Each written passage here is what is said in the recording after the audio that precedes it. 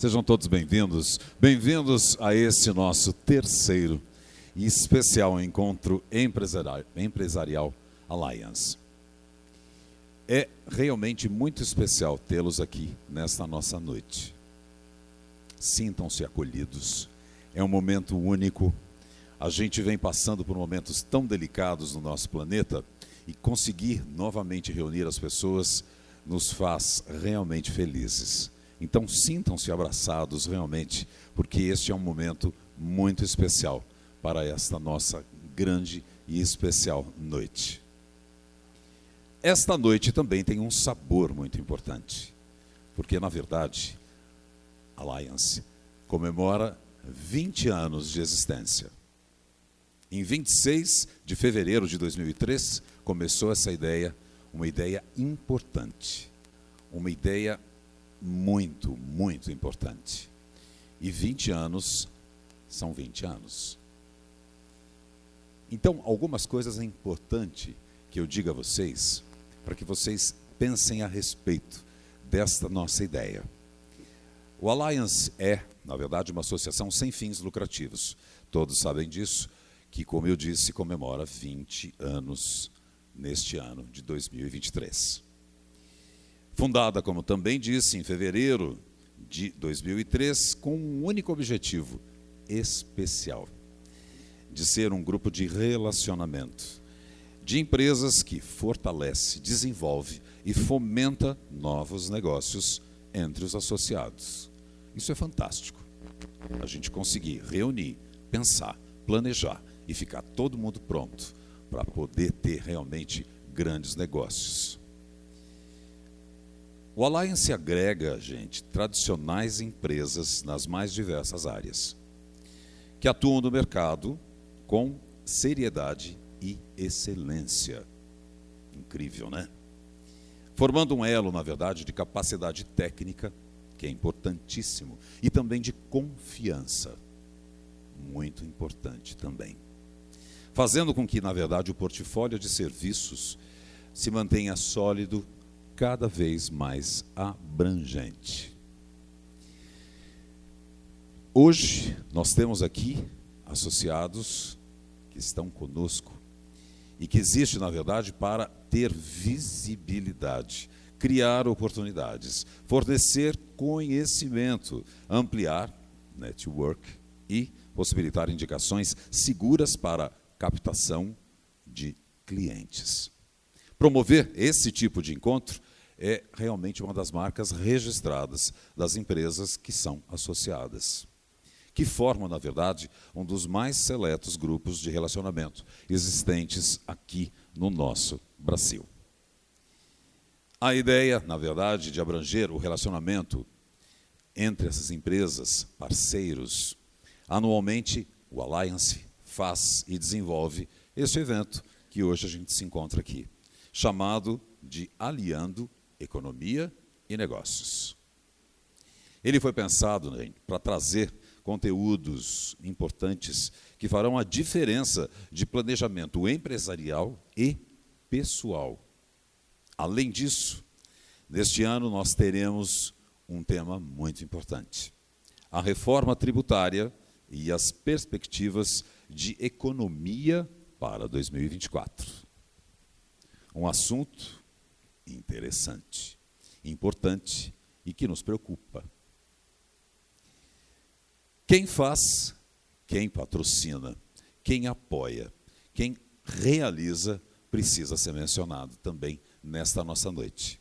Esse evento foi totalmente financiado pelas empresas que compõem a Associação Grupo Alliance. O evento ainda conta também com patrocínio financeiro da Avante Assessoria Empresarial. Também Barroso Advogados Associados e da Confirp Contabilidade. O apoio estratégico de tudo isso é da Boaventura Ribeiro Advogados, L'Aquila Invest e Machado Nunes Advogados Associados. Para quem apoia, para quem faz realmente a diferença, eu vou pedir um aplauso. Vamos lá?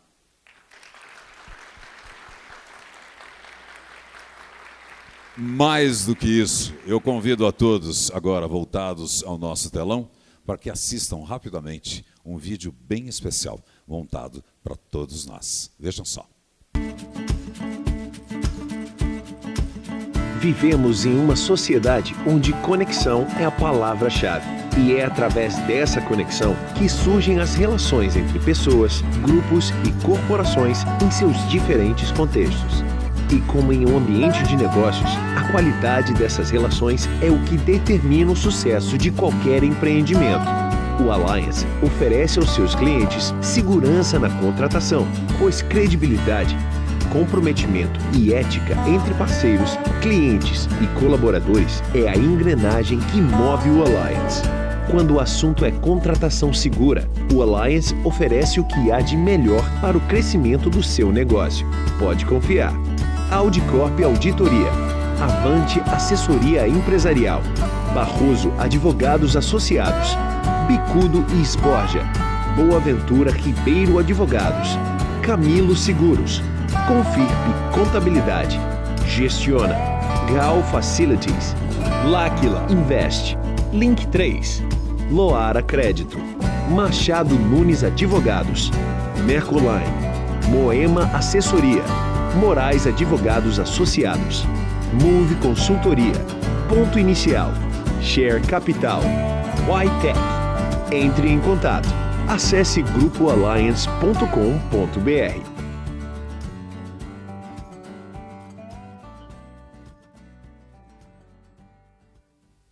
Temos nos destacado por atuar com excelência e agilidade na reestruturação de empresas em diversos segmentos do mercado. A Avante Assessoria Empresarial oferece serviços de reestruturação de empresas, governança corporativa, comércio exterior, controladoria, fusão e aquisição, e recuperação judicial e extrajudicial.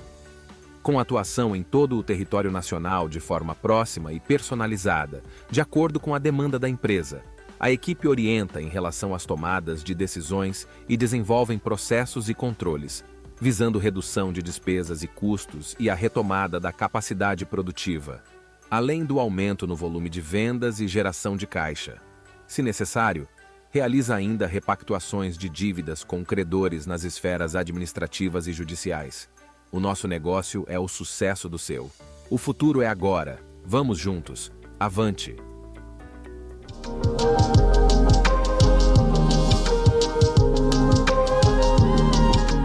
Olá, nós somos a Barroso Advogados e nascemos com a intenção de oferecer uma atuação especializada e moderna de um escritório boutique. Priorizamos a excelência e a proximidade no atendimento aos nossos clientes. Com a atenção voltada ao mercado e à gestão de empresas, o escritório oferece serviços jurídicos do mais alto padrão de qualidade e excelência. Nosso escritório conta com uma estrutura compacta e moderna, além de uma equipe de profissionais altamente competentes e especializados, para oferecer todo o suporte e apoio necessário no sucesso de nossos clientes e parceiros.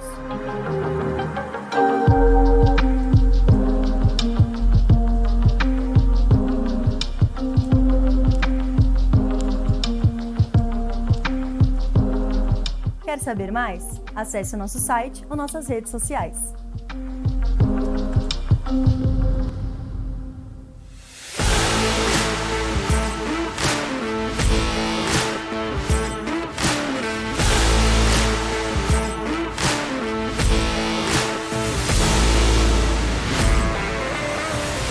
Independente da atividade ou tamanho de sua empresa, em um mercado extremamente competitivo com normas que mudam a todo momento, a contabilidade é um diferencial para a tomada de decisão.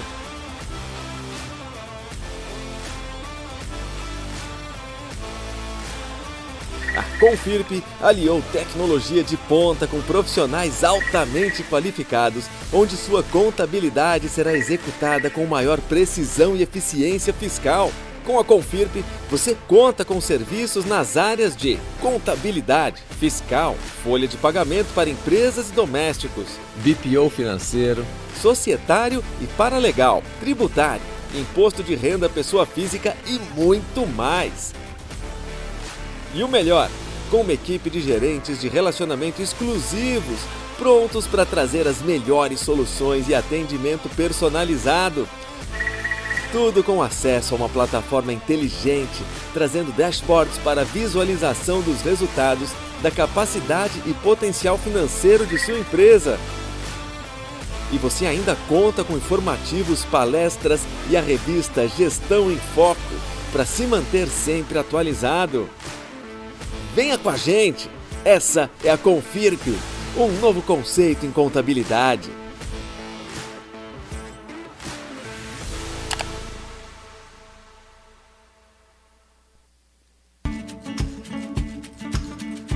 E um aplauso a esse nosso vídeo preparado com tanto carinho para mostrar para vocês.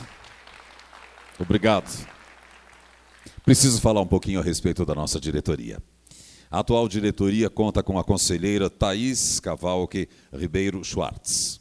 Thaís é sócia da Boaventura Ribeiro Advogados Associados. A vice-presidência nas mãos de Rosa Maria Esborgia, sócia da Bicudo Esborgia Marcas e Patentes. E a presidência, ele vem aqui exatamente para nos dar as boas-vindas, também para fazer a abertura dessa nossa noite. O nosso carinho, o nosso aplauso para o presidente Richard Domingos.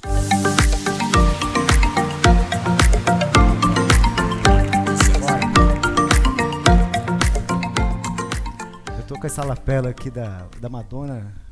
Negócio esquisito. Boa noite a todos. Obrigado, Paulo, pelo carinho. Obrigado a todos vocês que se locomoveram aqui para São Paulo no dia de hoje. Estar aqui para a gente é um grande desafio. Foram 10 meses de trabalho árduo para conseguir fazer com que esse evento se realizasse. Terceiro encontro empresarial do Grupo Alliance, aliando economia e negócio, esse ano com o tema reforma tributária e perspectiva da economia para 2024, é um tema muito propício, né? Mas antes de falar do nosso evento, gostaria de agradecer aqui a presença de todos vocês, os palestrantes, Jorge, Rachid, Fernando, Ferreira, cada associado, nosso querido Grupo Alliance, nossos queridos amigos, clientes, parceiros de negócio que estão aqui nos prestigiando, de nossos patrocinadores financeiros, Avante, Barroso e Confirp, nossos apoiadores, Boaventura Ribeiro, Láquila Invest, Machado Nunes, e agradecer também aqueles que se empenharam e fizeram com que esse evento acontecesse, né?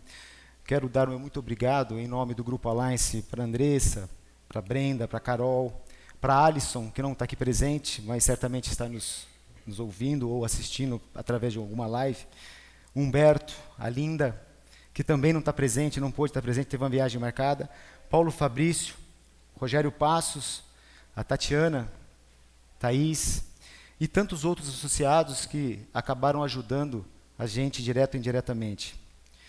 Bom, falar de reforma tributária e as perspectivas da economia para 2024 nunca foi tão providencial.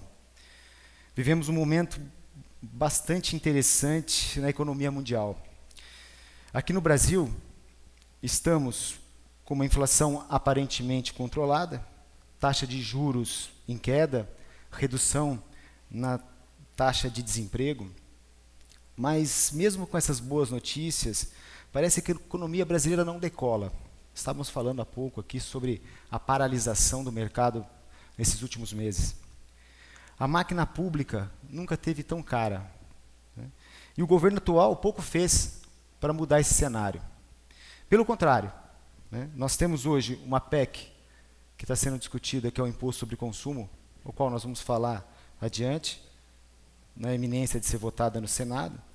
Nós temos 2 projetos de leis que visa aumentar a carga tributária, assim como 2 medidas provisórias que já estão em vigor, que também está buscando um aumento na arrecadação, e tudo isso para fazer frente às contas que o governo precisa fechar. Bom, já os ventos que sopram do exterior nos trazem mais dúvidas do que certezas, né?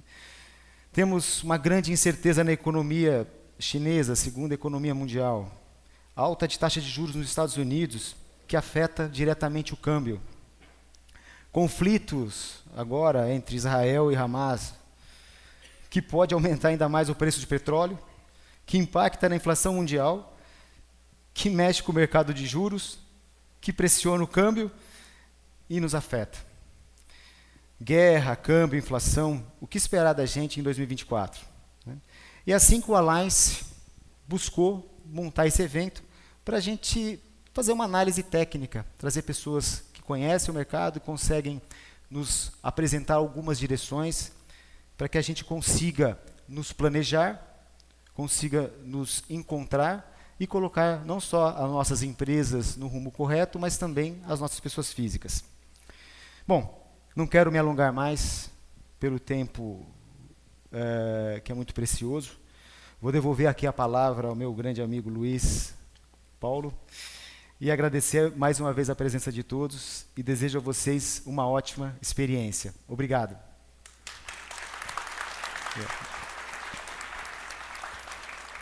Muito bem. Preciso apresentar para vocês os nossos palestrantes, que são duas pessoas muito especiais que estão aqui conosco. E realmente é difícil, o currículo deles está resumido aqui, né? Mas eu vou começar dizendo o seguinte: o nosso primeiro palestrante, ele foi analista de ações de empresas do setor de consumo, agronegócios, mineração, siderurgia e estratégia no Bank of America Merrill Lynch, tendo trabalhado por 16 anos na instituição. A sua última posição antes da XP foi em Londres, cobrindo o setor de consumo e bebidas na Europa. Ele é formado em administração pela Fundação Getúlio Vargas, aqui de São Paulo, e credenciado pelo CFA. E foi considerado um dos melhores analistas de ações do mundo pela revista Institutional Investor por vários anos seguidos. Os nossos aplausos e carinho a Fernando Ferreira.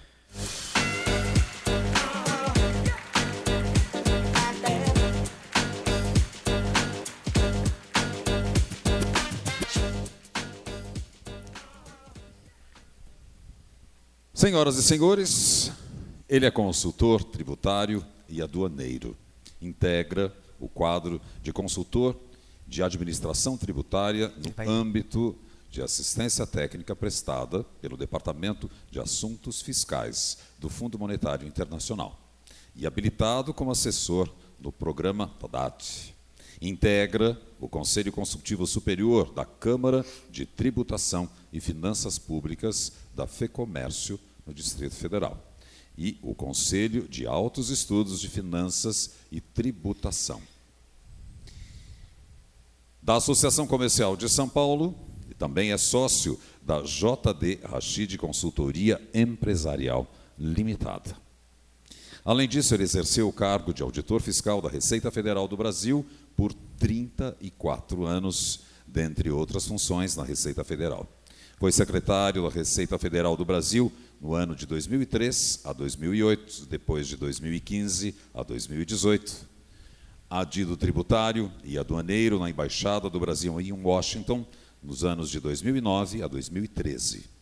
Secretário adjunto de 2000 a 2002 e coordenador geral de fiscalização nos anos de 1999 a 2000. Foi membro do Comitê de Especialistas sobre Cooperação em Matéria Tributária da ONU, de 2013 a 2021. Presidiu o Conselho Executivo do Centro Interamericano de Administrações Tributárias, com sede no Panamá, nos anos de 2006 e 2007. Dentre outros comitês, presidiu o Comitê Gestor Simples Nacional. Ele possui vários artigos publicados na imprensa e em livros relacionados ao tema tributário. Senhoras e senhores, com muito orgulho, nosso palestrante, Jorge Rachid.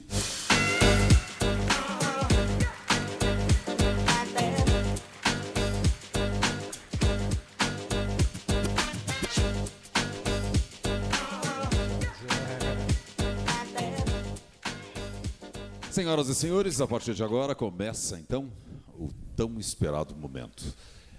O nosso presidente, Richard, vai conduzir, mediar esta nossa conversa especial. Nós temos aqui 2 QR Codes que vocês poderão participar fazendo as suas perguntas. O nosso mediador presidente irá ali filtrá-las para que a gente possa ter tempo hábil de poder atender e perceber o quão especial começa aqui esse nosso encontro. Richard, a palavra é sua. Vamos lá. Muito obrigado, Paulo. Obrigado, Rachid. Obrigado, Fernando. Eu não sabia que o Leão era manso assim. Foi um prazer conhecê-lo, Rachid. Falar sobre reforma tributária no Brasil é um negócio que, desde quando me vi contador, é algo que se fala no Brasil, né? Todo mundo deseja uma reforma tributária. E parece que o caminho para se buscar uma reforma tributária não é fácil, né? O Brasil é um país, como eu falei, que não fez a sua lição de casa, né, em questões administrativas para reduzir a máquina pública. E fez do país uma máquina de arrecadação, né? Quando a gente fala de reforma tributária, me vem à cabeça a primeira coisa: nós vamos fazer uma reforma, nós vamos mudar todo um sistema da reforma tributária, só que será que isso vai aumentar a carga tributária? Será que isso vai simplificar? E nós temos hoje, que saiu de uma semana, a PEC 45, que ela foi uma fusão da PEC 45 a 110, que criou o IVA dual, né, que está aí para ser votado na Câmara. Mas a pergunta que eu te faço, Jorge, é se isso, de fato, se essa PEC 45 de fato vai facilitar a vida do contribuinte, né? E já emendo uma segunda pergunta: se isso vai reduzir também as questões jurídicas, as discussões judiciais que hoje tanto existe em cima de questões tributárias. Muito obrigado. Bom, inicialmente, muito obrigado, Richard. Antes de mais nada, agradeço o convite, me sinto honrado aqui, agradeço o Renato Nunes também, que infelizmente ele está no hemisfério norte, né? Sim, sim. Né? Mas muito obrigado. Prazer também estar do lado do meu amigo Ferreira, né? E estar com vocês. Essa questão tributária, eu acho que é interessante a gente trazer isso para um contexto, né? Para poder falar sobre essa PEC 45. Nós temos uma carga tributária aqui no Brasil, o último dado oficial da Receita Federal, a carga está em torno de 33,7% do PIB, né? Desses 33%, 22% é da União, 9 estados, 2, aproximadamente isso, para os municípios, essa distribuição. Se você pega as bases de arrecadação, né, você tem basicamente 5 bases: renda, folha de pagamento, bens e serviços, propriedade, consumo, transações financeiras. Bens e serviços, está bem na linha do consumo. Então, nós temos lá 25 renda, 22 folha, 44% consumo, né? E depois os outros bem menor, propriedade menor, tal. Quando nós estamos falando em reforma tributária, nós estamos falando nesses 44% de tudo que se arrecada aqui no Brasil, né?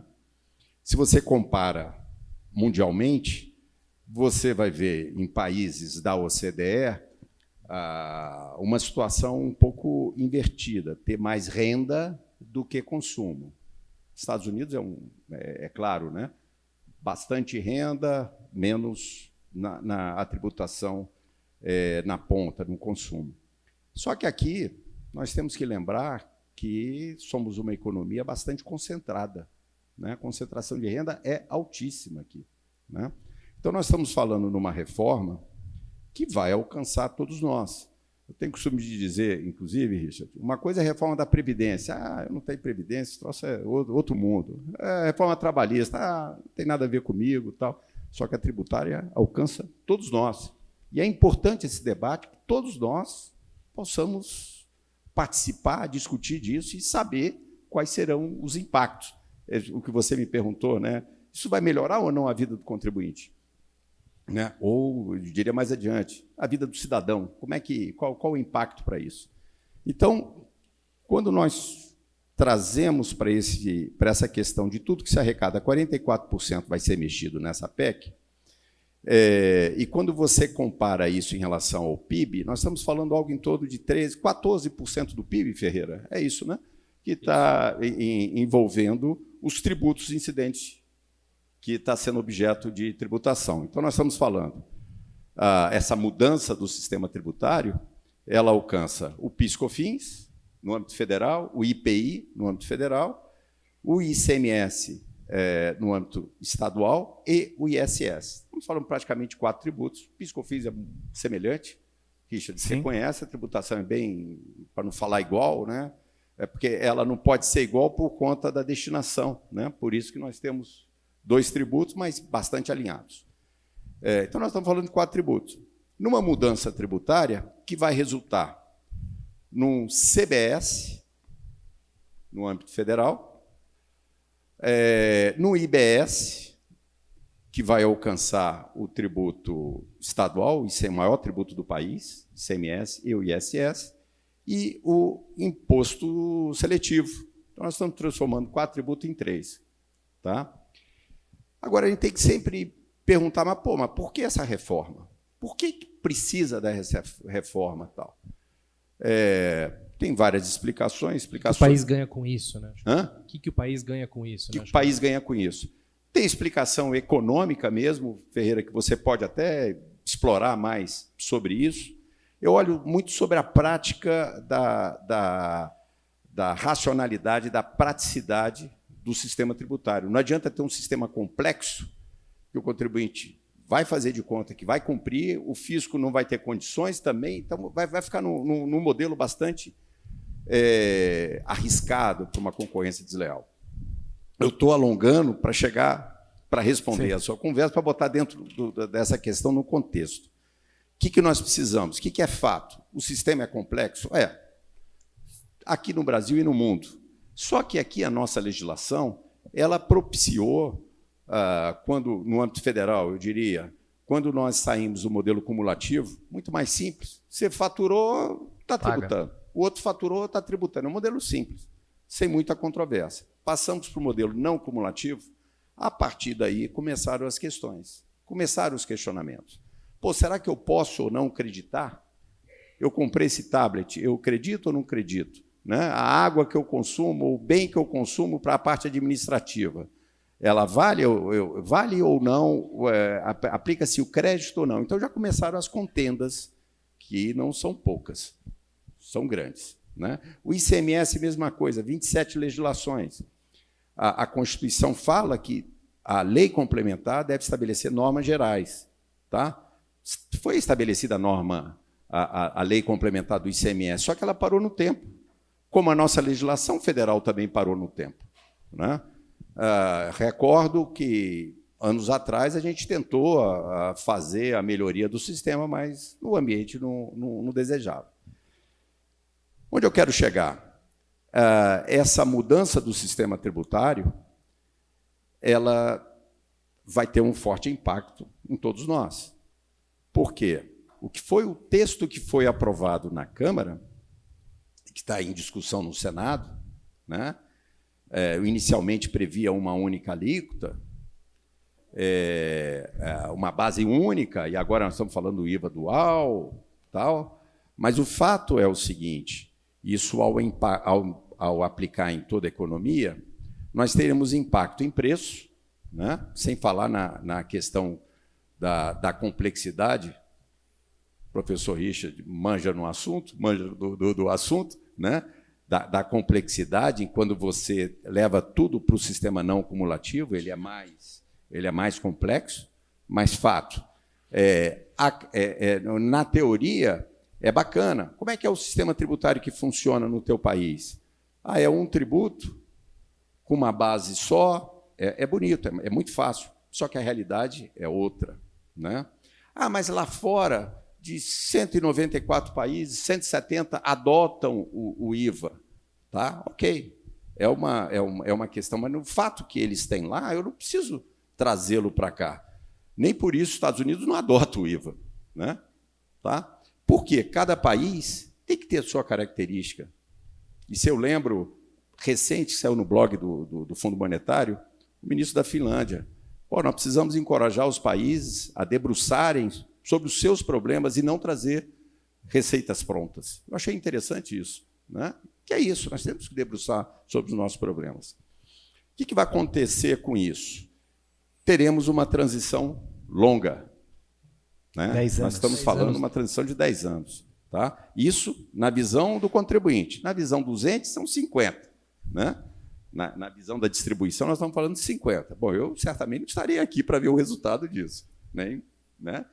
Então, nós temos, nessa transição, o que vai acontecer? Nós vamos permanecer com o modelo atual, que é problemático, que a gente já sabe onde estão os problemas, né? Para entrar no novo modelo. Esse novo modelo, se promulgado esse ano, começa a rodar em 2026, esse novo modelo. Sim. Só que precisamos da promulgação da emenda constitucional, depois disso precisamos de edição de leis complementares, ou lei complementar, ou leis complementares. Né? O texto é citado dezenas de vezes, leis complementares. Alguém falou, tem que ser uma única lei. Pô, bacana, se conseguir uma única lei. E depois disso, cada estado, cada município deverá editar uma lei específica para tratar da alíquota. Então, as assembleias legislativas, a Câmara Legislativa lá no Distrito Federal, as câmaras dos vereadores vão debruçar e estabelecer a alíquota, que pode ser uma alíquota referência, que será estabelecida pelo Senado Federal. E quem vai fazer a conta vai ser o Tribunal de Contas da União. Bom, aí é uma questão que eu confesso, né? O Tribunal de Contas entrando para fazer conta, o ideal é ele que fiscalize quem faz as contas, né? Agora, o tribunal fazendo as contas, quem vai fiscalizar as contas do tribunal? Né? Não tem, mas está lá, o texto não incomodou ninguém, mas está lá, essa é a realidade. Então, o impacto vai ser esse. Para o mundo empresarial, ele vai ter que conviver com dois sistemas tributários durante todo esse tempo. Depois nós podemos entrar em detalhe como é que é isso. E para o cidadão? Para o cidadão, até então, a norma prevê reduções, tratamentos diferenciados para determinados segmentos da economia. Né? O setor financeiro tem que ter um tratamento diferenciado, não resta a menor dúvida, como combustíveis, tal, tem um tratamento específico, plano de saúde e tal. Contabilidade devia ter também, viu? Não? Ele quer que eu evite a opinião aqui. Ó. O outro vai reivindicar também. Né? Bom, e um outro tratamento que eu também vejo, até nós temos que voltar aí, a norma prevê um dispositivo dessa emenda, prevê que poderá haver um tratamento diferenciado para determinados setores e estabelece uma alíquota, inicialmente era 50%, e passou podendo ter uma redução da alíquota de referência de 60%, mas no caput fala em poderá, e no parágrafo fala em será de 60%, né? Para educação, saúde, medicamento, transporte e outros setores. Eu acho que é correto isso. Né? Aí eu volto para a nossa Constituição? Distribuição da nossa renda. Né? Ferreira, se eu não estou enganado, eu acho que o sujeito que ganha R$ 3.500 aqui, até esse valor, é 90% da população brasileira, não é isso? Classe média aí é 5% da população brasileira, uma coisa assim? Mais ou menos, acho que é. Sim, 3,5 já é considerado, exato, classe média. Já é média a partir disso. Tá? Aí você imagina que, se não tiver um tratamento diferenciado, o impacto de que isso terá para o cidadão. Né? Estou me alongando, né, assim, Richard? Porque se deixar eu falo a beça, rapaz. Eu sei. Um dos pontos, só para corroborar com o que você está colocando, Rachid, acho que um dos pontos da reforma tributária que está sendo votada, que traz uma mudança significativa, não só a questão da não cumulatividade plena para todos os regimes, só para deixar todos aqui que não estão familiarizados com esses termos, hoje nós temos um sistema, por exemplo, lucro presumido, que tem lá o cálculo do PIS/COFINS, que é um sistema de cumulatividade, né? Não tem direito a crédito, lucro real, na maioria das regras, possui um sistema de não cumulatividade, dá o direito a crédito, né, do imposto pago, de descontar crédito no cálculo do PIS e COFINS. E a proposta dessa emenda com a CBS, você não vai ter mais 2 regimes, vai ter um regime só para tudo, né? Mas, de tudo isso, existe a unificação também do ICMS com o ISS numa mesma base. Hoje o ISS é recolhido sobre serviço e o ICMS sobre vendas de produtos e mercadorias, né? Isso deixa de existir, basta decidir o IBS acima de tudo. Mas o que me chama a atenção nessa reforma, e eu acho que um dos grandes pontos que vai trazer um grande problema nos próximos 10 anos de transição, é a mudança do pagamento do imposto no destino. Hoje, todo o planejamento tributário, todas as empresas em geral, elas pagam imposto na origem, né? Então, isso muda tudo, muda toda a modelagem tributária de todas as empresas. Você imagina uma empresa que se estabeleceu na Bahia, uma indústria que se estabeleceu na Bahia e os clientes dela estão em São Paulo, né? Essa empresa, ela não vai ter motivo por estar lá, porque o grande cliente dela está aqui em São Paulo, está na região sudeste, e a arrecadação vai ser canalizada para o sudeste. E essa mudança no tabuleiro, da forma que está sendo proposta, em 10 anos, né, tratando com 2 sistemas, uma parte do sistema na origem, uma parte do sistema no destino, que eu acho muito complexo, né? E aí vem a questão das alíquotas, né? Será que isso tudo, será que essa proposta realmente é necessária dessa forma? E qual a alíquota que vai ser esse imposto? Já que nós temos mais de 5.500 municípios, cada município e cada estado vai poder estabelecer a sua própria alíquota. Então, para eu vender para o município de Santo André, eu vou ter que saber a alíquota de Santo André e do estado de São Paulo, porque o federal, quando eu pagar o imposto, então eu vou ter que saber 5.500 alíquotas diferentes. Vai ser melhor do que nós temos hoje, eu confesso. Mas a alíquota do imposto será reduzida? Qual a sua opinião? Richard, eu entendo que você já começa a perceber movimentos de alguns estados em aumentar a alíquota, tá? Justamente para fortalecer a base de 2024, que vai ser a base referência. Então, ele já começa a pensar em alterar a alíquota. Apesar você mencionou das mais de 5.500 alíquotas aplicadas, porque cada alíquota, quando o estado estabelecer uma alíquota ou o município, vai ser aplicado para todos os bens, seguramente a turma vai botar lá para cima. Qual a alíquota de referência? 25? Eu vou botar 25, eu não vou reduzir, né? Imagino. Eu já escutei 33% aí nas últimas pesquisas. Eu estou repetindo dados do governo. De 25 a 27, e realmente tem várias outras, chegou a 33. Está faltando muito. A última nota, por exemplo, que foi divulgada, a gente falava 25 e 27, a Receita Federal não assinou essa nota, né? Se vocês perceberam, né? A Receita não assinou, apesar de ter dados da Receita. E há muitos professores, Zé Roberto, Biasotto, sempre cobram dados. Saiu recentemente na revista Conjuntura Econômica, justamente falando sobre isso, né? A ausência de dados, e eles trazem os impactos setoriais, que vai ser forte, né? A partir do momento dessas mudanças que você mencionou, vou falar em tese, tá, gente? Eu vou poder comprar um carro mais barato a cada 2 anos, mas mesmo com a redução de 60%, se uma alíquota bater lá seus 30%, eu vou ter que pagar mais caro educação e saúde todo mês. Tá? Por quê? Sim. Porque vai haver mudança de preços relativos, né? Se um determinado produto tiver uma tributação menor em relação à comparada que é hoje, pode vir a ser reduzido ou pode virar margem, né? Ou pode virar margem. Agora, na parte de serviço, né, você vai tentar repassar, porque senão você vai comer sua margem, ou a pouca margem que você tem, você vai comer. Então, vai reduzir. Então, é um impacto que vai atingir todos nós, né? Teoricamente, Ferreira. Na economia é bacana, né? Mas na vida real, e considerando a nossa economia, a concentração de renda que eu chamo a atenção, ele é muito forte. Mas respondendo objetivamente, doutor Rachid, nós vamos ter ou não vamos ter redução na carga tributária, meu amigo?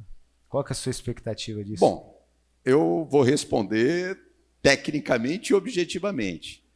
Carga tributária é o tamanho do Estado que nós queremos. Nós precisamos discutir o tamanho do Estado. Eu quero ser igual aos Estados Unidos, onde eu tenho acesso, só que eu tenho que pagar, a carga é 22%, 23%. Ou eu quero ser igual à Dinamarca, que eu pago 50%, eu tenho tudo. O Brasil é 33%, que eu falei, são dados de 2021, né? Pela necessidade de gasto que nós temos. E não é pouca, né? Devido até às necessidades, às diferenças de política social e tudo mais. O relator, Eduardo Braga, ele pretende, ele não soltou o relatório, mas ele já externou a vontade em limitar essa carga tributária na parte desse conjunto de tributos, né? Em limitar a carga. Reduzir a carga, você tem que reduzir o tamanho do Estado, né? Aí vem aquela questão, precisamos de reforma administrativa, alguém já começou a voltar de novo para isso. E realmente, você só vai falar em carga quando você reduzir o tamanho do Estado. Tá? E se você quisesse reduzir carga também, não precisaria de uma emenda constitucional. Você resolve isso por lei. Né? Rachid, assim, uma das coisas que me preocupa nessa proposta da PEC 45, quanto mais a gente vai estudando ela, a gente vai entendendo... uma das coisas tá bom, hein, Richard? Oi? Uma só tá bom, né? Não, tem vários cenários. Na parte jurídica, uma coisa que me preocupa é que vai existir um reset em toda a jurisprudência administrativa, judicial, porque cria-se 2 tributos novos, apesar de serem irmãos gêmeos, o IBS com a CBS, com a mesma base, mesmo fato gerador, mas a legislação, tudo que se discutiu em questão de jurisprudência, tanto no judiciário, tanto nas áreas administrativas, estaduais, federais, municipais, isso vai deixar de ser usuário. Nós vamos ter que construir essa nova jurisprudência para todos esses tipos de tributo. Porque a PEC, ela já remete a mais de 52 artigos que vai se tratar numa lei complementar à regulamentação. Ou seja, a PEC ela traz uma série de direcionamento, só que ela remete todas essas definições, desde alíquota, forma, cálculos, para uma lei complementar que não existe. E me parece que o governo está colocando uma proposta de uma emenda constitucional para mudar todo o sistema tributário sem um estudo amplo e restrito para saber, de fato, não seria mais simples unificar o PIS com a COFINS, né? Fazer isso aos poucos, regularizar, organizar um pouco melhor essa questão do ICMS em todos os estados, né, do que mudar todo o sistema, perder essa história do passado, a gente começar do zero, entupir novamente o judiciário. Hoje o CARF é entupido de ações de PIS e COFINS, que representam a maioria das ações. Eu queria a sua opinião sobre isso. Eu concordo plenamente com o que você falou, né? No sentido de... Você já ouviu todos já ouviram essa máxima, imposto bom é imposto velho. É imposto que você já conhece, já sabe onde está o problema. E os impostos que nós temos, até pelo tempo, vou falar tributo tecnicamente, né? Esses tributos já são diagnosticados. Nós sabemos onde estão os problemas. Então, essa seria a maneira, a meu ver, a maneira mais correta, mais sensata. Isto é, você unifica, os tributos federais, você unifica, PIS e COFINS, o próprio ICMS, você, como eu falei, a legislação nacional ela parou no tempo em relação ao ICMS, então, uma nova lei complementar para estabelecer alguns limites, substituição tributária, a própria obrigação acessória, enfim, uma lei complementar estabelecendo isso iria facilitar bastante.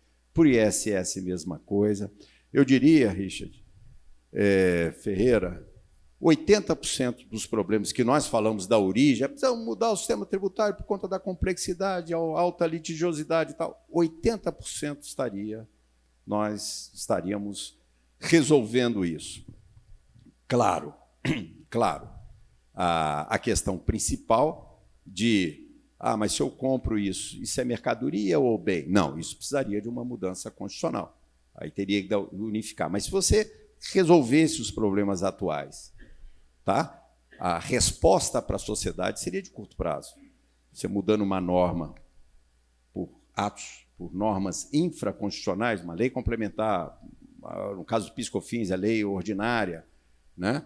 Você pode aplicá-la no ano seguinte, imediatamente. Então, a economia, esse efeito para a sociedade que é desejado, de simplificação e redução de litigiosidade, ocorreria de forma imediata.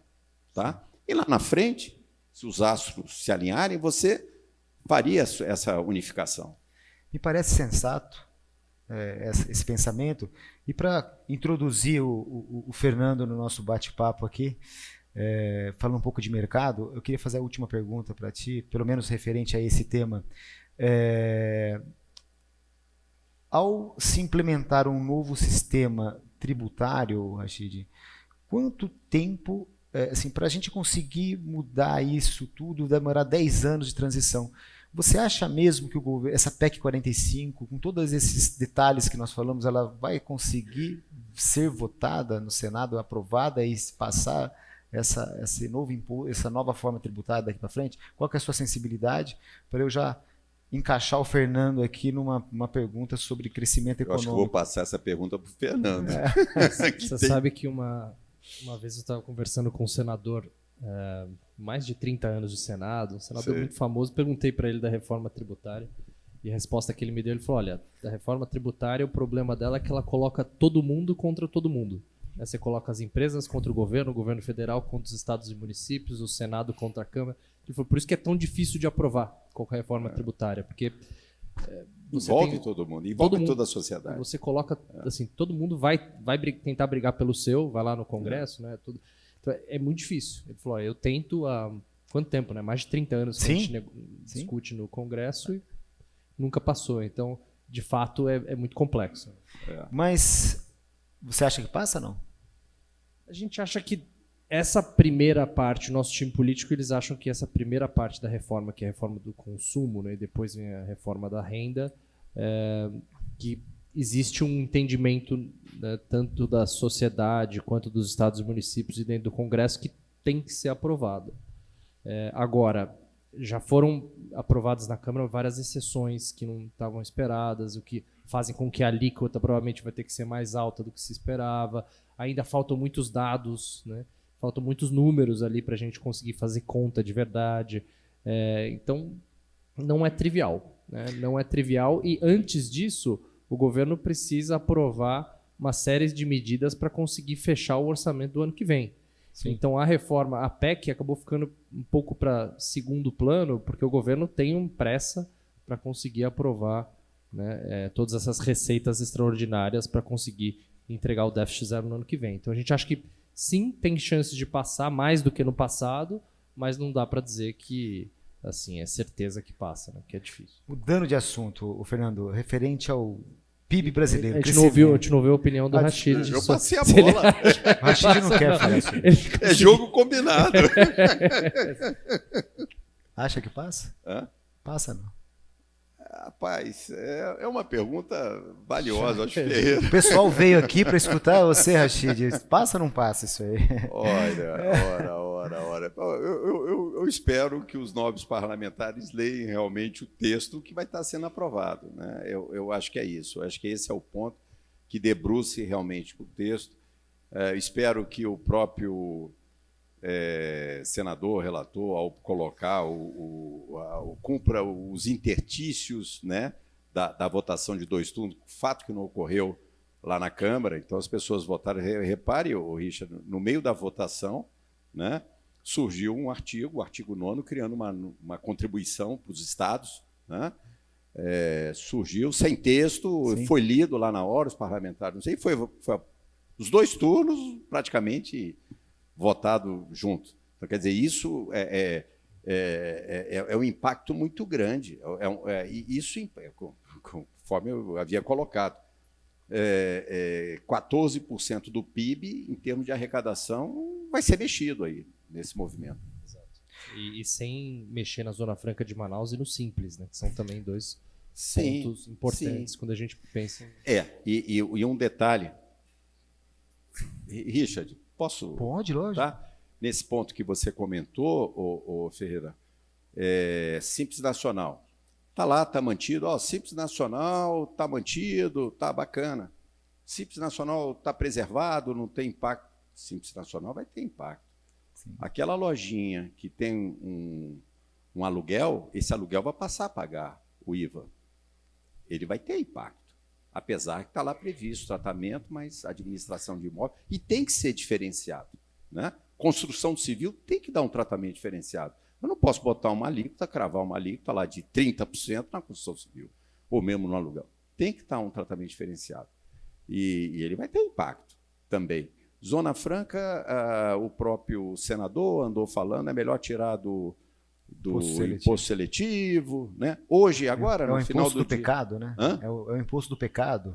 O imposto seletivo. Desse imposto. E agora, recentemente, uma notícia que saiu num jornal de grande circulação, dizendo que o governo estuda mais 2 outras alíquotas. Tá?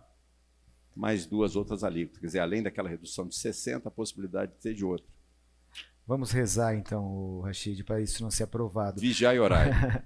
o Fernando, falando um pouco de mercado, olhando assim, o mercado do Brasil, reformas, o PIB brasileiro, o crescimento do Brasil, ele vem surpreendendo aí nos últimos anos. Apesar de nós, empresários, pelo menos no meu setor, eu tenho sentido que nos últimos meses a locomotiva parece que perdeu bastante a velocidade, né? A gente vem tendo muita retração do mercado, baixíssimo negociações de novos contratos, o mercado todo se mexendo. O que está acontecendo no Brasil hoje, nesse momento, referente a crescimento? Olha, primeiro, boa noite, obrigado pelo convite, obrigado Rachid, obrigado Richard, Piazzolla e todo mundo lá que lá investe pelo convite. Se eu puder, ao invés de falar do momento de 2024, começar só olhando para os últimos anos, a gente pegar desde 2020, né, o ano da pandemia, a expectativa do FMI e também de vários agentes do mercado era que o PIB brasileiro fosse cair 12% naquele ano, né? E o Banco Central até cortou os juros até 2% naquela época, porque a expectativa é que o PIB ia despencar. O PIB fechou o ano com queda de 5%. Né? Tivemos aí vários auxílios do governo, enfim, o governo se mexeu e a gente teve uma queda de PIB bem inferior ao que se esperava. Aí você pega o ano de 2021, a expectativa do mercado era que o Brasil fosse crescer entre 3% a 4%, né, se recuperando da queda do ano anterior. O Brasil cresceu 5 e pouco, né, cresceu acima da expectativa. Aí você pega o ano passado, 2022, todo mundo esperava que o Brasil fosse crescer entre 0% a 1%. Essa era a expectativa. Você pegar lá o Focus, né, a expectativa dos agentes de mercado no começo do ano passado, a expectativa é que o Brasil praticamente não fosse crescer o ano passado. Você olha o dado do PIB, o Brasil cresceu 3%, né, no ano passado. E esse ano é a mesma coisa. Esse ano a gente começou o ano, todo mundo falando, bom, juros está próximo de 14%, né, a Selic, isso vai ter um impacto na economia, a economia vai desacelerar e o Brasil esse ano vai crescer 1%. A gente vai fechar o ano de novo com 3% de crescimento, né, 2,9%, 2,8%, enfim, pouco importa aí a vírgula, né, mas em torno de 3% de novo. Então, tem alguma coisa acontecendo na economia que está fazendo com que a economia brasileira seja muito mais resiliente do que todo mundo esperava ou de que todos os economistas, né, esperavam que a economia fosse sofrer. Então, o que está por trás disso? Né? E aí tem várias teorias. Tem gente que acha que, bom, as reformas que foram aprovadas no passado, né, reforma trabalhista, reforma previdenciária, as micro-reformas também, lei das estatais, enfim, uma série de avanços que foram feitos, né, no Brasil fizeram com que a economia se tornasse muito mais resiliente do que os modelos dos economistas preveem. Essa é uma teoria. Existe uma outra teoria, muita gente falando da pujança do agro.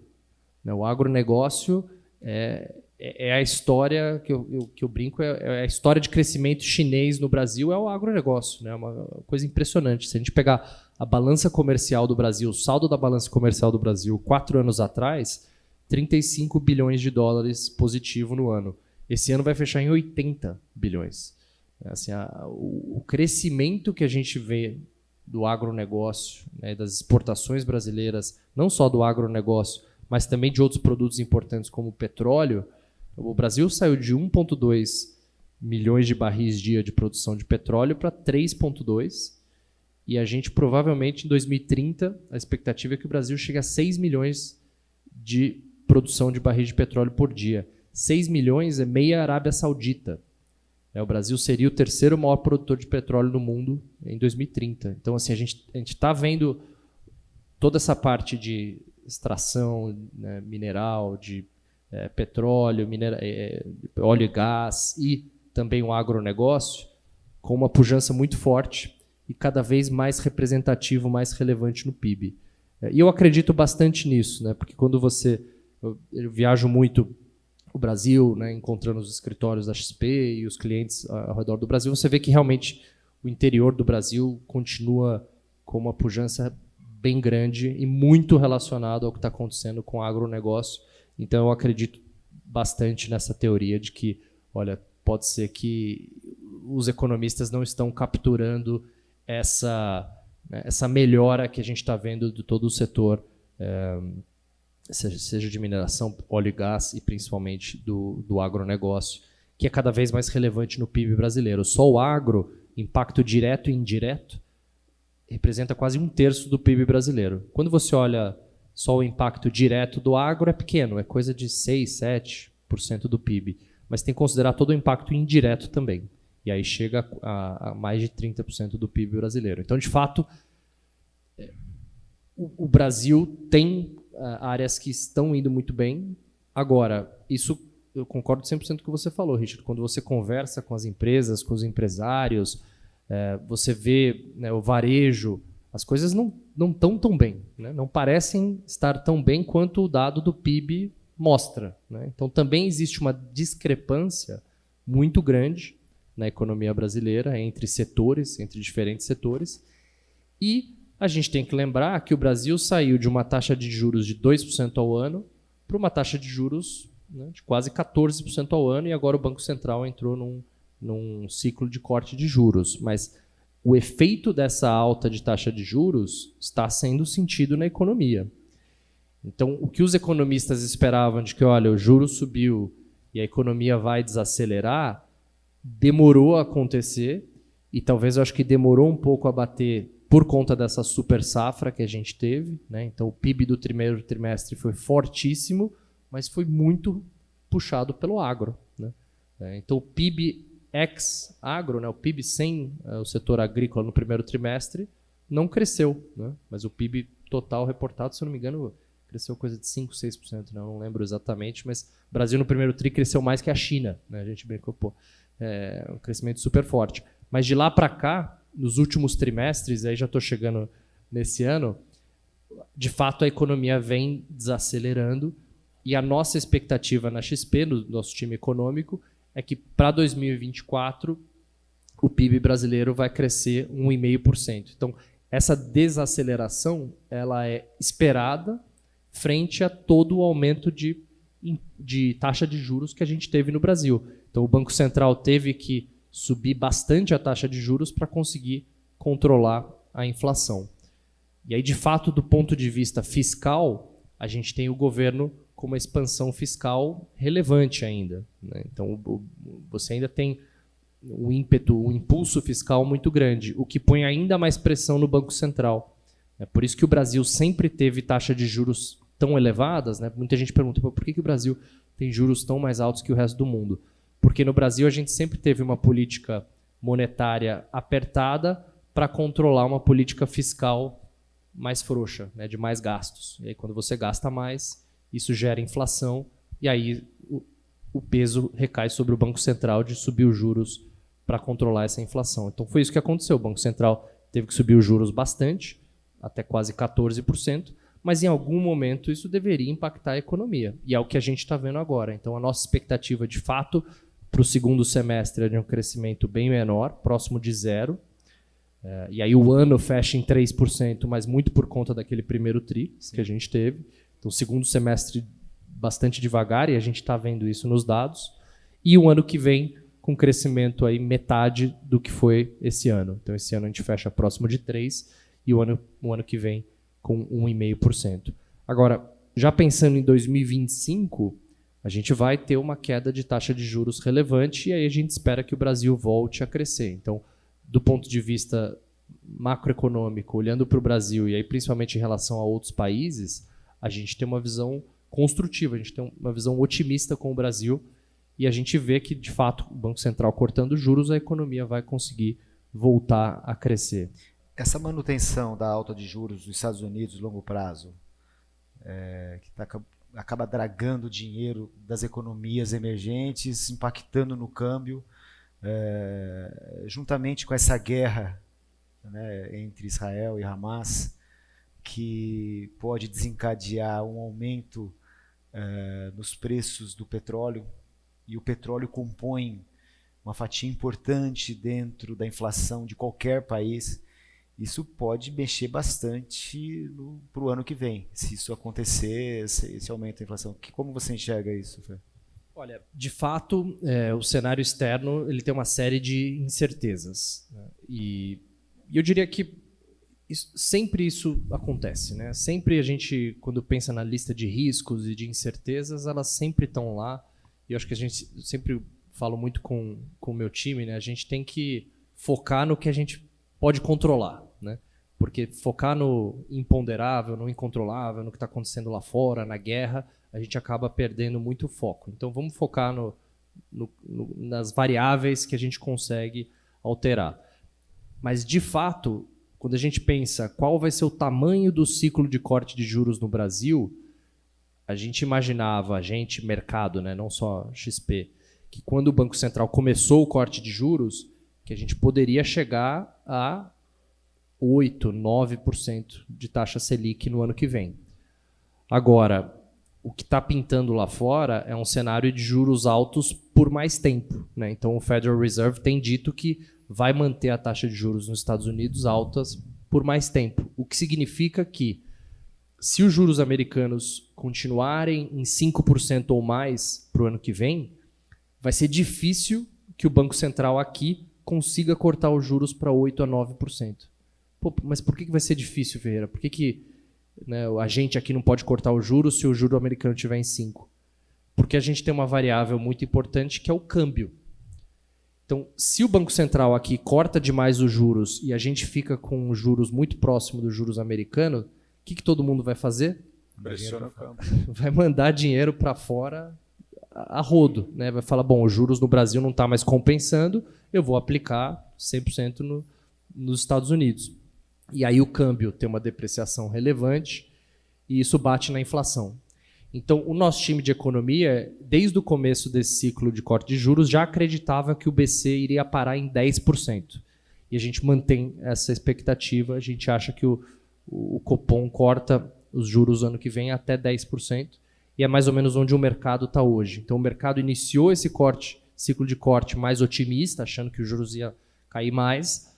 Agora, com toda essa incerteza lá fora, preço do petróleo subindo, etc., e juros mais altos nos Estados Unidos, a gente acredita que 10% vai ser o limite. Quando chegar em 10%, aí o Copom reavalia, né?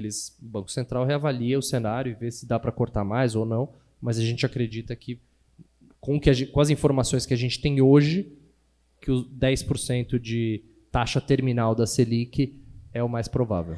Essa sensação que o empresário, pelo menos o empresário que lida muito com venda a varejo, mercado de serviço recorrente, está sentindo essa retração nesse segundo semestre. Você acha que isso é a fotografia para o próximo ano ou não? Isso tende a ser revertido no início do próximo ciclo?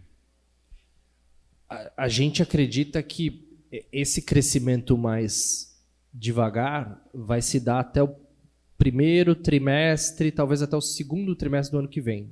Porque à medida em que os juros continuem caindo, você vai ter com lag, né, com um efeito que demora para bater na economia, mas tem um lag de 6 meses, 6 a 9 meses, que a economia daí começa a reacelerar. Então a gente acredita que esse período de crescimento mais fraco vai durar mais um trimestre ou talvez até mais 2 trimestres e aí a economia volta a recuperar. Tanto é que para 2025 a gente espera que o PIB volte a crescer aí mais próximo de 2%. Então é uma desaceleração que já era esperada, mas que demorou mais tempo para acontecer, né, que é o efeito de todo esse aumento de taxa de juros que a gente teve. Então, de fato, a gente acredita que a economia volte a acelerar, principalmente pensando no segundo semestre do ano que vem e olhando para 2025, quando a taxa de juros aqui já vai estar mais baixa. Olhando para câmbio, Fernando, o que dá para traçar de panorama? Rachid, você sabe que o câmbio foi criado para deixar os economistas, né, com o ego, né, mais do chão, porque é a variável mais difícil que tem de prever. Né, mas todo mundo pergunta, por isso que os economistas têm que tentar, né, fazer alguma conta de para onde vai o câmbio. Então, como não sou eu que faço a projeção, eu posso tirar sarro, né, da projeção, é o time de economia lá. Mas quais são as variáveis que estão impactando o câmbio? Né? Então, por um lado, você tem essa balança comercial muito forte no Brasil, que eu falei. Né? Então, o Brasil tem trazido muitos dólares, né, com essa balança comercial fortíssima que a gente tem. E a gente tem um outro produto de exportação muito grande no Brasil, que é juros altos. Né?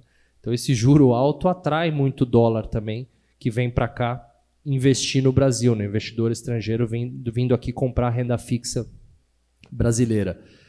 E então, assim, a gente tem fatores estruturais que deveriam trazer o câmbio para baixo.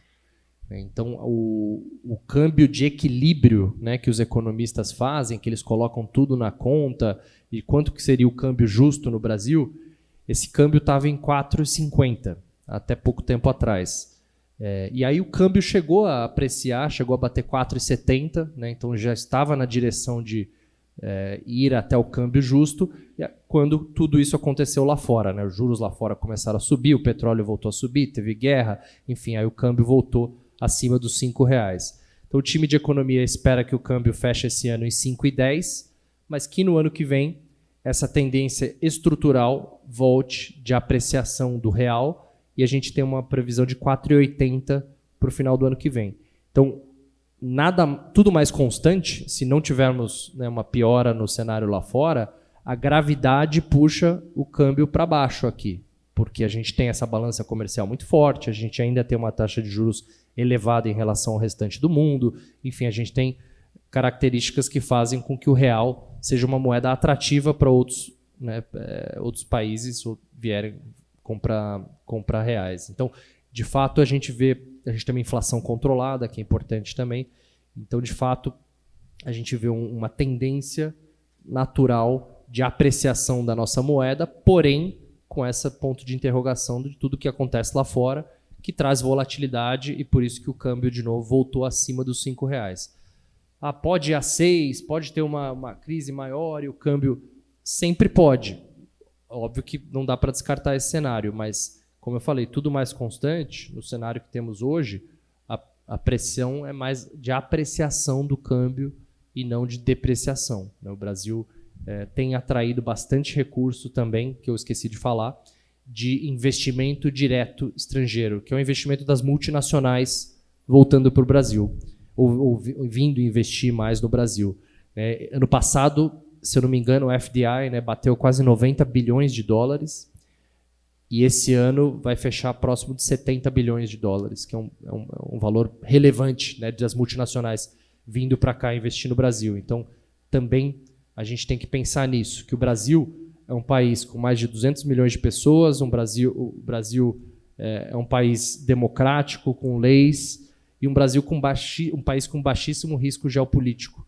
Então, quando você é uma multinacional pensando em qual país investir, se a gente conseguir ser mais fácil fazer negócio no Brasil, né, do ponto de vista tributário, enfim, do ponto de vista de burocracia e tudo isso, a gente vai continuar atraindo um caminhão de dinheiro, porque o Brasil, ele, dentro de toda essa geopolítica global, né, que é uma incerteza enorme, ele acaba conseguindo atrair bastante recursos, e a gente está vendo isso nos números, né? O número do investimento direto estrangeiro continua muito forte nos últimos anos, e a gente espera que continue indo bem nos próximos anos também. Isso é importante, Fernando.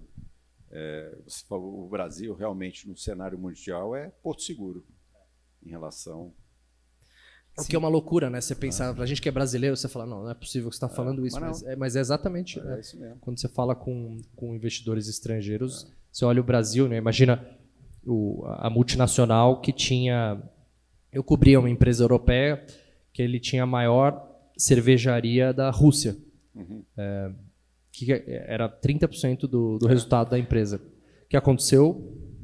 Zero, virou zero. O governo tomou de volta, eles saíram de lá e teve que marcar zero o ativo. Então, assim, não é trivial, né? Então, o Brasil, de fato, ele acaba, por ter esse baixo risco geopolítico, acaba se colocando numa posição boa em relação a outros países emergentes.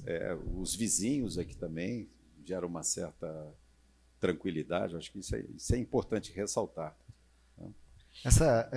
Dentro dessa linha, Fernando, quais são os setores dentro do mercado brasileiro que eles podem ser destacados na economia? Assim, quais são os setores que terão melhor desempenho o ano que vem, ou quais setores que terão menos desempenho? Qual que é a visão da XP referente a isso?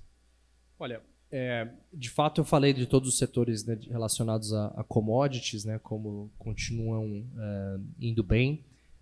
Temos um El Niño, né, que já começou a ter efeitos, que pode ter efeitos sobre a próxima safra, mas, em geral, as safras no Brasil não tendem a ter tanto impacto com El Niño. É mais no norte e nordeste do Brasil, e a gente já está vendo uma seca lá que é referente a esse El Niño. Então, a gente pode ter algum impacto no setor agrícola por conta disso, mas, de maneira geral, a gente espera que o setor, né, agro continue indo bem, o setor de commodities também. Agora, o setor de consumo, o setor de serviços, que tem, né, ido mal, a gente espera que comece a melhorar no ano que vem, na medida em que esse impacto das taxas de juros menores comecem a ser sentidos. Então, a gente espera uma melhora, né, do setor doméstico no ano que vem, que é um setor que vem sofrendo bastante. Quando a gente olha você pega vendas no varejo e você olha todas as categorias que são expostas a juros, elas estão sofrendo bastante e é esperado que isso aconteça. Outras categorias mais relacionadas à renda, por exemplo, supermercados e farmácias, continuam indo bem.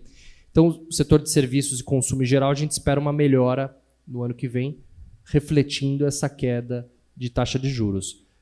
E o setor financeiro, o setor, né, de bancos, é um setor que continua indo bem, porque a gente não teve no Brasil um ciclo de inadimplência piorando muito forte quanto era esperado, né? A economia se segurou bem e a gente não teve aquela piora de inadimplência, mesmo com o caso Americanas e outras grandes empresas tendo problemas, a inadimplência ela acabou sendo relativamente bem controlada e os bancos conseguiram reportar bons resultados, né, apesar de toda essa preocupação com o mercado de crédito no Brasil. E o ano que vem a gente espera que o mercado de crédito continue melhorando de um cenário bastante difícil. Então, por isso que o setor financeiro e bancos deve continuar indo bem também. Olhando o cenário de risco, né, de risco para o Brasil, e também, por outro lado, as oportunidades, né? Nesse horizonte, né, o que você enxerga? Olha, os riscos principais que a gente vê, os principais mesmos vêm lá de fora, né? Por que isso? Se tiver um aumento da guerra se tornar algo regional do Oriente Médio, o preço do petróleo passar de $100, enfim, os bancos centrais lá fora terem que continuar subindo juros, Enfim, de fato, isso coloca um pouco de água no chope aqui no Brasil, né? Porque o Brasil, a gente foi o primeiro país a começar essa alta de taxa de juros e foi o primeiro grande país a começar o ciclo de corte.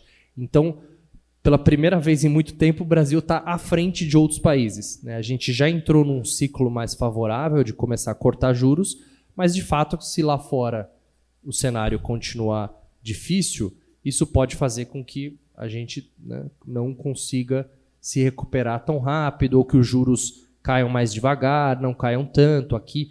Então, o cenário, na minha cabeça, esse é uma grande dúvida do cenário do ano que vem, é o que vai acontecer lá fora.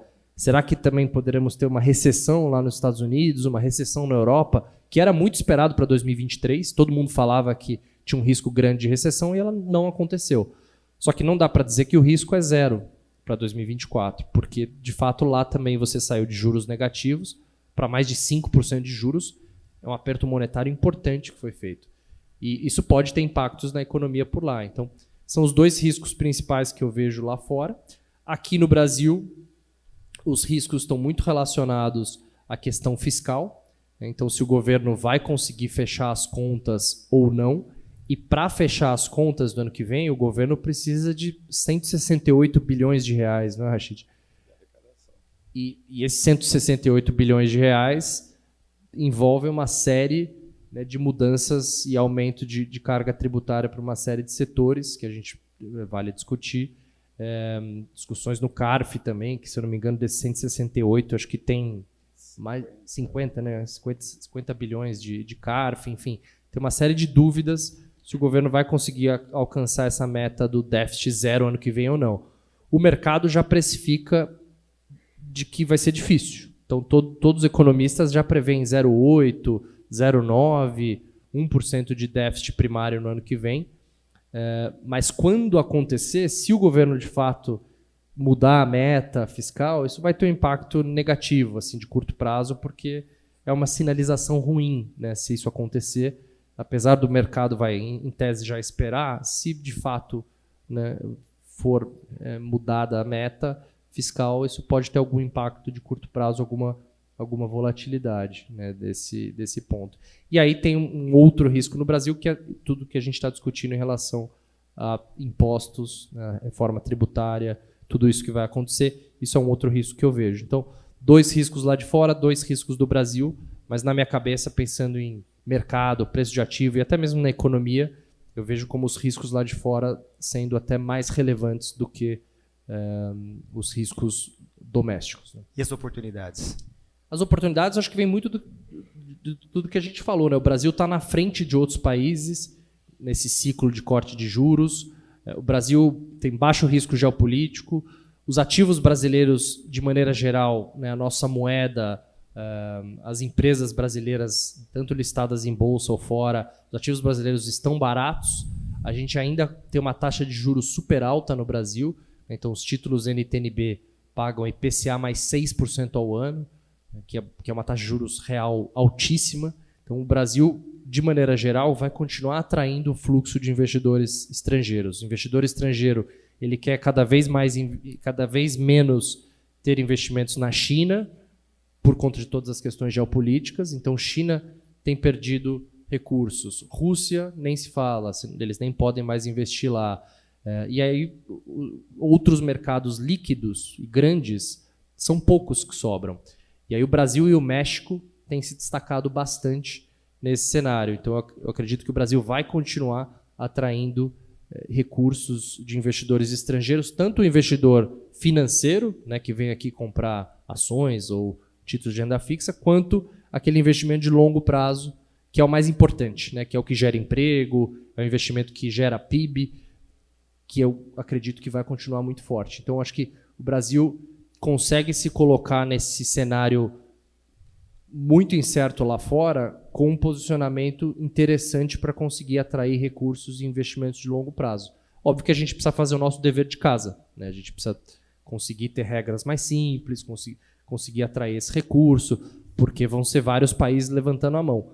Por enquanto, o México está na frente, porque o México está muito mais próximo dos Estados Unidos, né? E tem o acordo do NAFTA, enfim. Então, o México hoje, em toda essa tendência de nearshoring, friendshoring, reshoring, que estão falando, né, que é as empresas saírem da China e procurarem outras bases de produção, o México tem se beneficiado mais que o Brasil. Agora, o Brasil também tem uma oportunidade imensa na mão de conseguir atrair mais recursos dessas empresas que estão olhando para o mundo e falando, opa, eu preciso mudar um pouco aqui as minhas bases de produção para outros países. Legal. Rachid, nós temos hoje 2 medidas provisórias que estão em processo de votação na Câmara dos Deputados, que uma institui tributo sobre fundos, né, e a outra sobre subvenção fiscal. Aos que estão nos assistindo, quem não sabe o que é subvenção fiscal, é aquele crédito presumido concedido por alguns estados para que as empresas se estabeleçam nesses locais de forma a fazer com que essas empresas paguem menos, no caso ICMS, ISS e outros tributos. E o governo federal já se posicionou que quer taxar essas operações. Esses incentivos fiscais, por exemplo, vão perder uma atratividade de até 43%, dependendo do regime tributário. Porque a Receita Federal vai passar a determinar o que pode e o que não pode ser calculado de tributo sobre esse incentivo. Isso é uma forma já do governo estar buscando aumentar essa arrecadação. Ainda além disso, nós temos um projeto de lei que é referente à tributação de aplicações financeiras no exterior, que também corre dentro do parlamento, e, por outro lado, engavetado no Senado, um projeto de lei que institui a tributação sobre dividendos. Se juntar com a PEC, mais esses 4 atos que estão tramitando no parlamento, é uma bomba relógio aí para a classe empresarial e para as pessoas físicas, né? Que muitas empresas hoje, todos nós seremos afetados de alguma forma. Como que você enxerga isso? Aí nós estamos falando de alterações na tributação cuja base é renda, né? Todos esses... eu diria, você mencionou as 2 primeiras, vamos tratar das 2 primeiras aí. Uma questão da tributação sobre fundos fechados e a de subvenção sobre investimento. Eu entendo que são medidas, na minha avaliação, são medidas corretas, né? Estão na direção correta, né? E eu explico por quê. A tributação dos instrumentos financeiros, a meu ver, né, a gente já tinha tentado alguma vez, tal, era uma tributação um tanto linear, né? O investidor deveria optar para qual título, qual papel, ou qual aplicação, independente da questão tributária, né? Então, em se tratando de fundos de investimento, há uma regra tributária normal. Agora, quando se trata de fundos fechados, né, há um diferimento e um longo diferimento em relação a isso. Então, gera uma injustiça, vamos chamar assim, para quem está fora desse modelo. E aí vem essa tributação que eu entendo como correto. Há uma discussão a respeito do estoque, né? Quanto deveria, é legítimo ou não o estoque, mas é isso. Também é uma discussão referente à liquidez, né? Que tem muitos desses fundos que têm ativos ilíquidos. É verdade, tem isso, tem essa questão que a gente já tentou enfrentar lá atrás e no governo passado também foi colocado. E tem esse outro ponto que você havia comentado sobre esse tratamento tributário em relação à subvenção de investimentos, né? Aí eu vou fazer alguns comentários a respeito disso. Porque existe subvenção de investimento, tem um tratamento, e de custeio tem outro, né? Essa de investimento tem esse tratamento que, de longa data, decreto-lei, tal, uma discussão judicial forte, e na leitura da Receita, a discussão estabeleceu seus limites para a utilização prefeito do imposto de renda das empresas, né? Subvenção o Estado paga para as empresas, tá? E aí tinha toda uma regra que esse valor deveria ficar no patrimônio, sim, não poderia ser distribuído, tal, uma série de regras. E a Receita Federal observou né, que houve, e de fato houve um crescimento muito grande nos anos recentes, né, de aproveitamento de valores sendo subtraídos da base de cálculo do imposto de renda das empresas. O que ela fez no início do ano? Elencou lá em torno de 5 mil empresas, mandou correspondência e dizendo, olha, eu estou enxergando isso aqui que tem um problema, vocês corrijam. Né? Perfeito isso. E depois mandou outra, muitas ignoraram, mas mandou outra vez. E veio essa medida alterando a regra. Tá? E, de fato, Richard, essa regra, que até então era uma redução da base de cálculo, a partir do ano que vem,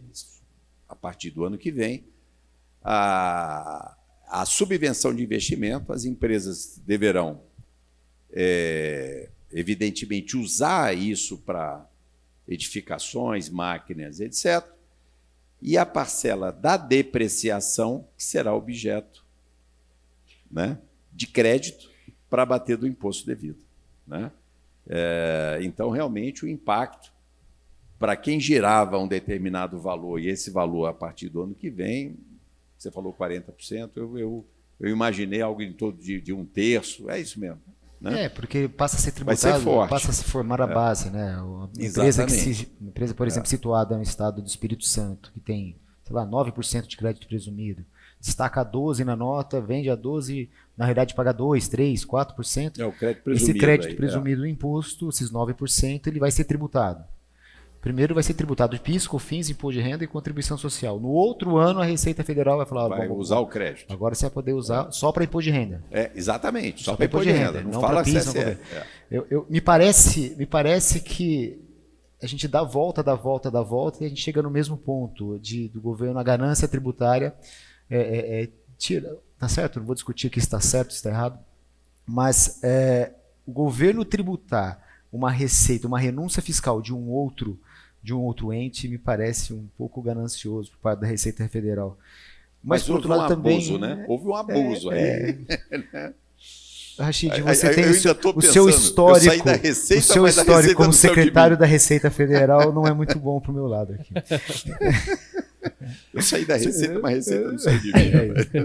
Mas assim, o ponto disso é justamente essa questão do avanço da necessidade de se arrecadar. Né? Então, aí nós falamos também do imposto sobre dividendo, né, que é o imposto sobre a renda, que também que se...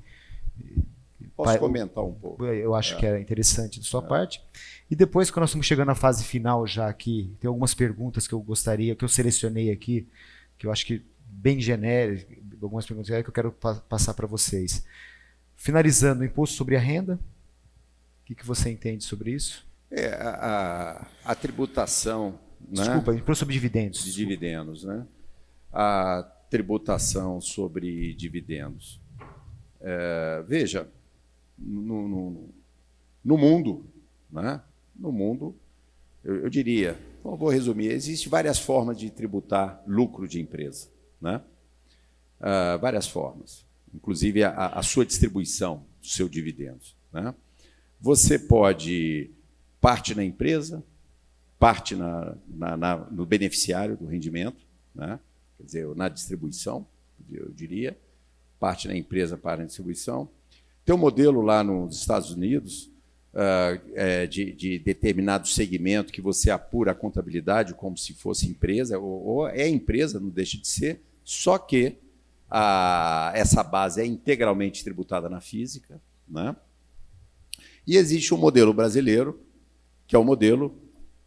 nós adotávamos esse primeiro modelo, né, da tributação por várias décadas, até 1995, 94, a partir de 95, nós concentramos a tributação nas empresas. Né? E por que isso? Por que entendemos assim? Né? Porque é muito mais fácil você controlar um número menor do que sobre as pessoas físicas. Né? É muito mais fácil você controlar. Esse é um primeiro ponto. O segundo ponto, quando você tributa no momento também na distribuição, ou na física, ou na tributação exclusiva, nós enfrentamos, e eu enfrentei isso na vida real lá, fiscalizando, fazendo auditorias, a chamada distribuição disfarçada de lucro, né? Havia lá naquela ocasião uma tendência muito forte. Bom, minha despesa eu vou jogar na empresa. Nós vamos fazer uma reunião, Ferreira, lá em Londres, tá? Porque lá nós vamos ter negócio, eu vou jogar tudo isso na minha empresa, vou levar, enfim. E essa distribuição disfarçada de lucros, ela é real, ela existe, né? E isso é um gasto violento da administração tributária para poder identificar. E quando não identifica, gera uma concorrência desleal, tá? Então, esse é um debate muito grande.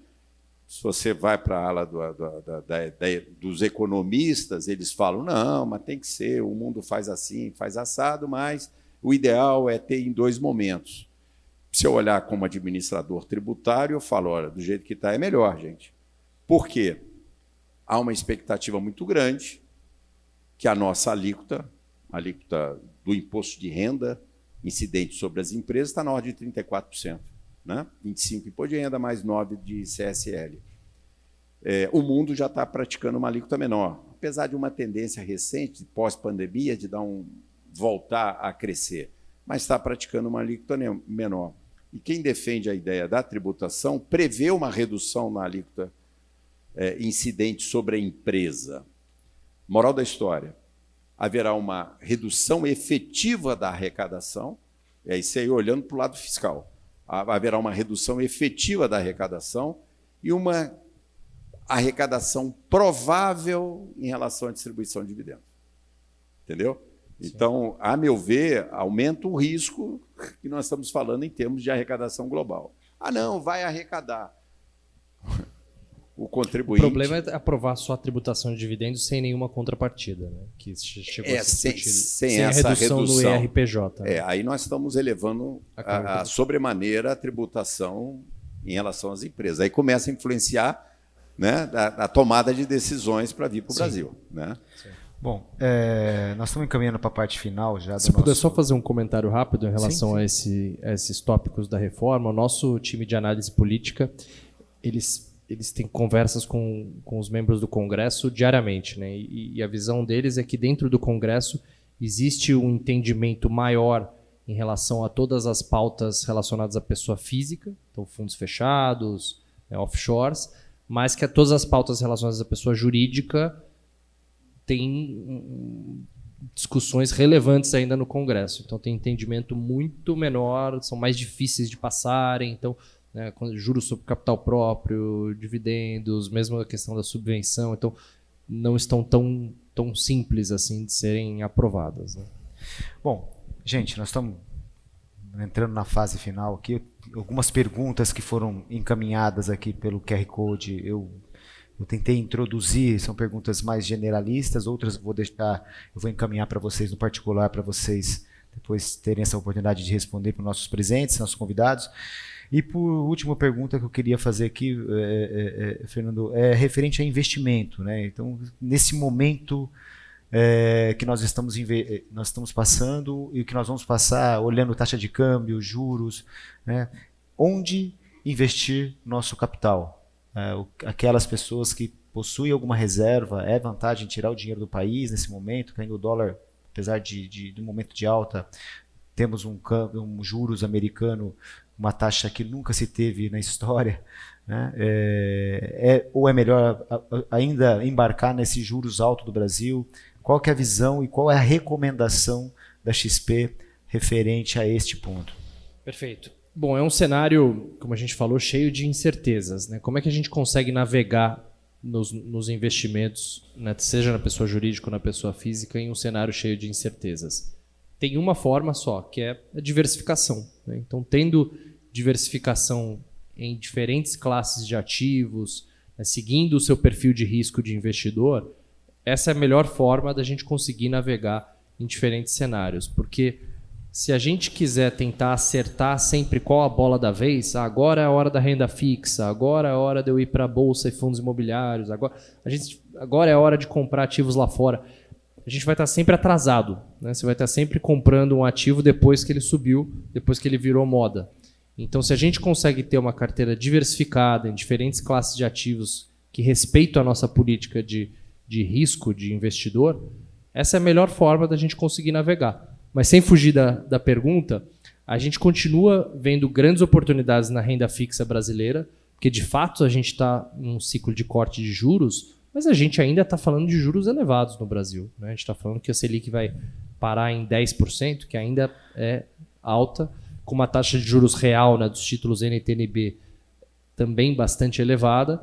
Então a gente continua gostando da renda fixa. Nas nossas carteiras recomendadas, praticamente mais de 50%, se a gente pegar o perfil de risco moderado, é em ativos de renda fixa. Agora, a gente prefere a renda fixa pós-fixada e principalmente a renda fixa inflação, essa inflação mais, né, esses títulos IPCA+, a gente gosta bem mais do que os títulos pré-fixados. Os títulos pré-fixados tem que tomar cuidado porque você não sabe qual vai ser a inflação no futuro, se a Selic vai cair tão rápido ou não vai. Então o investidor sempre acha que o título pré-fixado é o título de menor risco. Não é, ele é o título de maior risco, porque você só sabe a taxa que você está levando ali no começo, mas você não sabe o que vai acontecer dali para frente. Então a gente tem uma recomendação pequena em títulos pré-fixados, é coisa de no máximo 5% das carteiras, e a gente vê muito investidor que é o contrário, né, que a carteira dele inteira é de títulos pré-fixados. Então, dentro da renda fixa, a gente gosta mais do pós e dos títulos de inflação. Mas a gente tem dito que, olha, é hora de começar a tomar um pouco mais de risco nas carteiras. Isso significa o quê? Olhar para renda variável. A gente gosta muito de bolsa brasileira. A gente vê a bolsa brasileira como bastante atrativa nesses níveis. A gente gosta muito de fundos imobiliários também, que se beneficiam de um ciclo de corte de juros. A gente gosta de fundos alternativos, fundos multimercados, enfim. Então, existe uma série de opções. Para responder sua pergunta em relação ao mercado internacional, de fato, a gente está vendo taxa de juros lá fora que a gente não via desde 2007. Então, faz muito tempo que a gente não via os juros americanos em 5%. E hoje, o investidor brasileiro, hoje com 3 cliques, a gente consegue abrir no app da XP a conta internacional, mandar dinheiro para fora e comprar um título internacional que a gente não conseguia. Então, existem várias formas hoje de se investir na renda fixa global que a gente gosta bastante, né, nesses níveis de juros lá fora. Então, a gente prefere hoje, nesse cenário incerto, ter renda fixa lá fora do que renda variável, né? A bolsa lá fora, a gente nesse cenário, a gente tem uma recomendação um pouco mais cautelosa por conta de todas essas incertezas que eu falei que existem lá fora. Mas a renda fixa lá fora, com esse nível de juros, ela está bastante interessante. Então, de fato, quando a gente olha para as classes de ativos, tem muita oportunidade. Por que tem muita oportunidade? Porque quanto maior a incerteza, maior é a oportunidade no investimento, né? Quando o cenário é aquele cenário maravilhoso, está tudo indo bem, é o momento que os ativos estão mais caros, né? Que tá tudo subiu e está tudo uma maravilha. Hoje não. Como a gente tem muita incerteza, para o investidor, esse é um cenário que traz muita oportunidade. Então, a turma da LAC está aqui para conseguir auxiliá-los, né, no que vocês precisarem em relação a investimentos, mas eu vejo como um cenário cheio de oportunidades para o investidor. Rachid, suas considerações finais? Bom, o que eu tenho que agradecer o convite mais uma vez e estar aqui nessa conversa muito agradável, com essa plateia muito agradável também. Eu diria assim, não podemos desistir, né, em termos de tributação, sistema tributário, né? Afinal de contas, nós estamos num país, aqui já elogios para a nossa região, para o nosso país, né? E o tributo ele é necessário para atender as políticas públicas, né? É necessário para aplicação em políticas públicas, um país tão carente como o nosso. Portanto, vigiai e orai, né? Acho que sempre é bom a gente estar atento a isso. E é isso. Muito obrigado pela oportunidade. Fernando?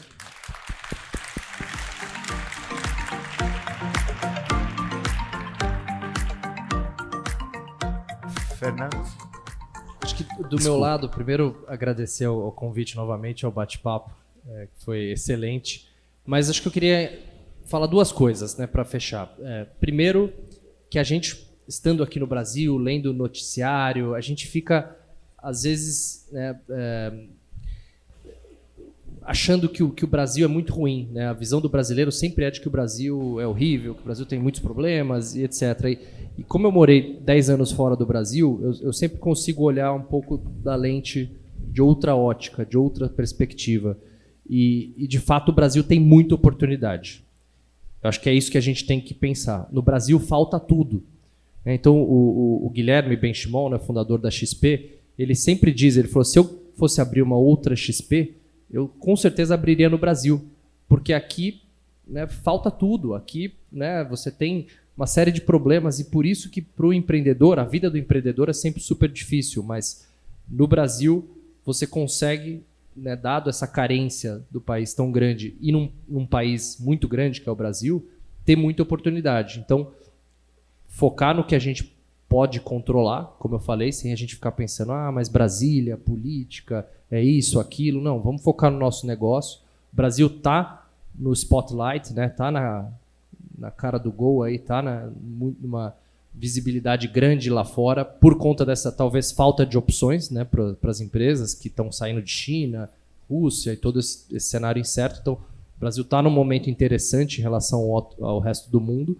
Então, vamos pensar nisso. E segunda coisa que eu queria fechar, que a gente não falou, mas que eu acho uma mensagem importante, é que vocês pensem e estudem como que a inteligência artificial vai mudar e impactar o negócio de vocês, né, nos próximos meses e principalmente nos próximos anos, né, que realmente essa é uma mudança bastante grande que está acontecendo no mundo como um todo, que a gente pode se beneficiar para aumentar a produtividade das empresas, melhorar a produtividade de todo mundo, e não essa história de que não, vai acabar com todos os empregos. Não é isso, né? Eu acho que a inteligência artificial ela vem para melhorar a nossa produtividade, para fazer com que a gente seja mais competitivo, e que se a gente não olhar para esse ponto, outras empresas no restante do mundo vão estar olhando. Então o Brasil acaba ficando para trás no ponto de vista de competitividade. Então estudem esse tema, que é um tema realmente muito importante. Muito obrigado, Fernando. Obrigado, Rachid. Vou passar a palavra para o nosso... Obrigado, Luiz. Eu que agradeço. A gente, mais uma vez, muito obrigado, Jorge, Fernando. A gente fica muito feliz. Parabéns, presidente, pelo teu trabalho, que é muito especial. Muito obrigado. 10 meses aí para a gente poder fazer esse encontro e deixar esse teu público aqui hoje orgulhoso desse seu trabalho. Parabéns. Muito obrigado. Pelo carinho, pela presença, pelo grande respeito de cada um de vocês, a gente só tem a agradecer. Que esses encontros possam fazer exatamente o que a Alliance quer, que a gente fique unido, que a gente esteja realmente juntos para pensarmos, projetarmos e desenvolvermos grandes e especiais oportunidades. Com conhecimento, é importante que vocês saibam também que acontecem sempre ações muito especiais entre esses nossos associados, que fazem coisas muito importantes também para o nosso Brasil, como, por exemplo, um Natal especial para as crianças, ações sociais que são importantíssimas a gente também entender, porque a gente, como brasileiro, gosta também de ajudar. Então, isso é sempre muito importante e muito especial.